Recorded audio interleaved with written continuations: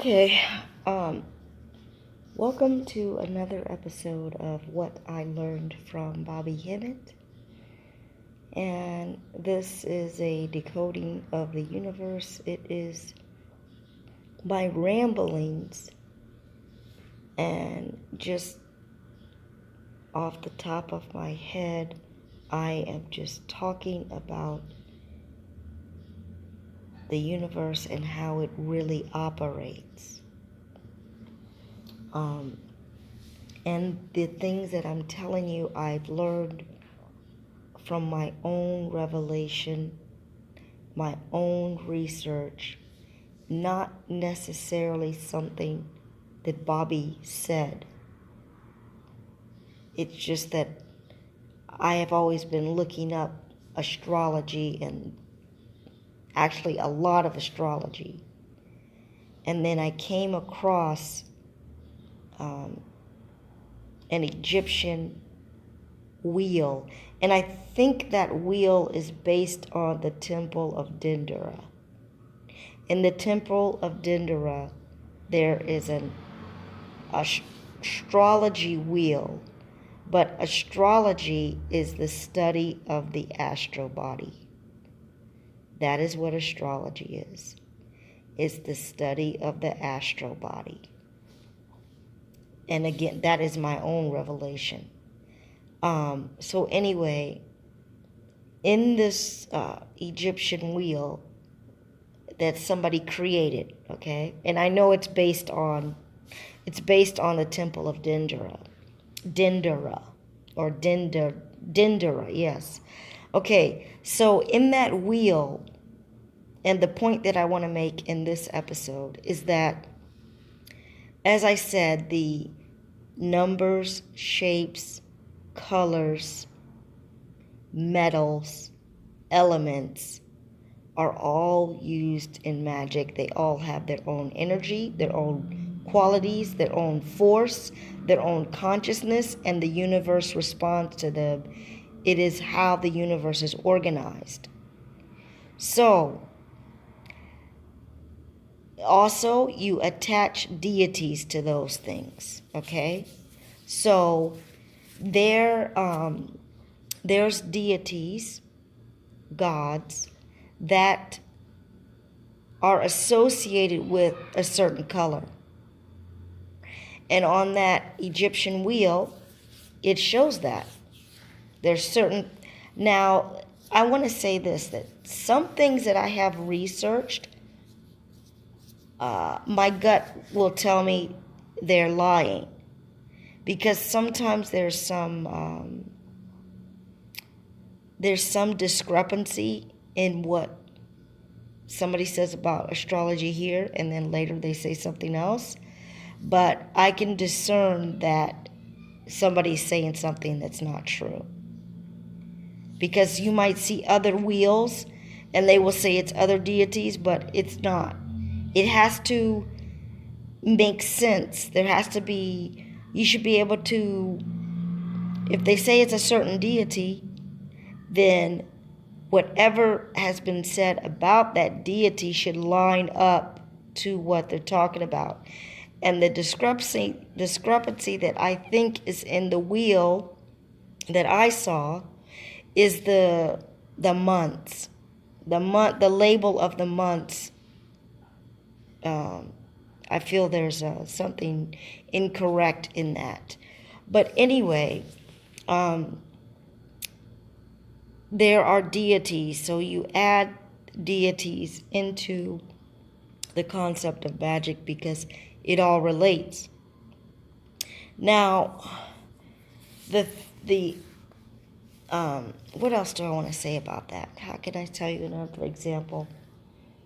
I really can't, because that astrology wheel also talks about the seasons. It even talks about the seasons. So every single thing in the world has an equivalent energy, an equivalent deity that govern the universe, basically. So Osiris, and I really don't want to get into talking about him, but I just want to try to say an example. Osiris, I think he was associated with autumn. And by the way, autumn is Atum. That's a deity. But whatever, I think, let me just focus on this one thing.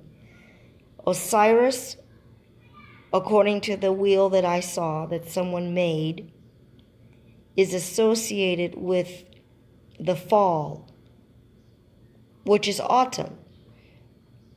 And something else I want to point out is that Bobby said that a lot of the names of deities, they have another name according to the timeline of the universe, basically, of the world. So the names of deities changed, but the name was still talking about the same original deity. Like there's many names for Isis, and Isis is the Great Mother, and one of many. She has many names. So the same for Osiris, except I don't have it in my memory banks to tell you his different names. But the point is that these gods have different names over time. So let's get back to Osiris. Osiris, as I recall, is associated with autumn. And if you looked up a definition or description about Osiris, they will say he's the god of death, but that is not wholly true, because number one, nothing dies. Number two, energy is always transformed and reincarnated. So there's no such thing as death. They want to make it something bad, but actually, in connection to the astrology wheel, if he is associated with autumn, then he is the god accurately. If you look up the accurate definition, because there will be conflicting definitions, there will be definitions that just say he's the god of death. The accurate definition is that he is the god of death and rebirth, because that is what happens in autumn. And notice how a lot of times the language changes. Like they want to get rid of words that have authentic meaning. Most people don't even use the word autumn anymore. And my revelation is that it really means Atum, the deity Atum. So then that's how I got the revelation that is talking about Osiris. Osiris is the god of death and rebirth. You don't just die and that's it. It's death and rebirth, and that is what happens in the season, in the autumn. Things appear to die, but they don't. The tree appears to die. It loses its leaves. Everything turns brown. The roses, go into a hibernation. And things appear to die, but they don't. They come back in the spring.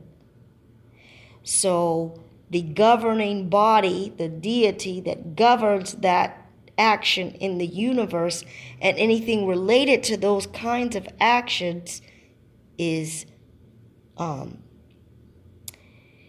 associated with Osiris, but he is not the only one, okay? He is not the only one, but he is the major one. Because, that is part of our life cycle, to die and to return again. And I don't know where I heard this, but this is when I was little. When I was just a kid, I heard how maybe it's talking about Greek gods, I don't know, but how gods, they came down to earth when they wanted to. And I heard this when I was just a kid.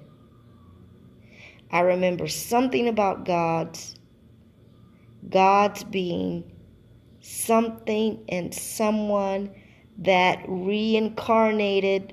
They came down to earth to enjoy being in a body and the pleasures of the earth whenever they wanted to. And when they wanted to finish, okay, they went back up into their different form, their spirit form. And when they wanted to come down in a bodily form, they did. Now, that is supposed to be true about you. Supposedly, you chose to come. You chose to come here, although actually in my heart, I find it very hard to believe.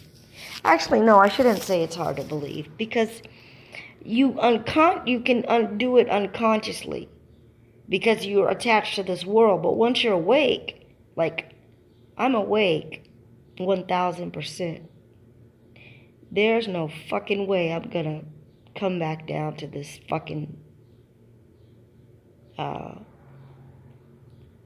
slave world. I don't want to say hell, because hell has a different meaning. It's a world of slavery and exploitation.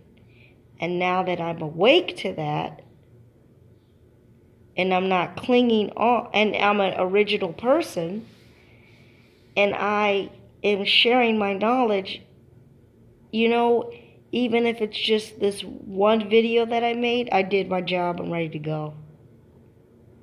I did something that will affect the universe. And I am trying to continue to do that by making videos that can share supreme, divine, occult, secret knowledge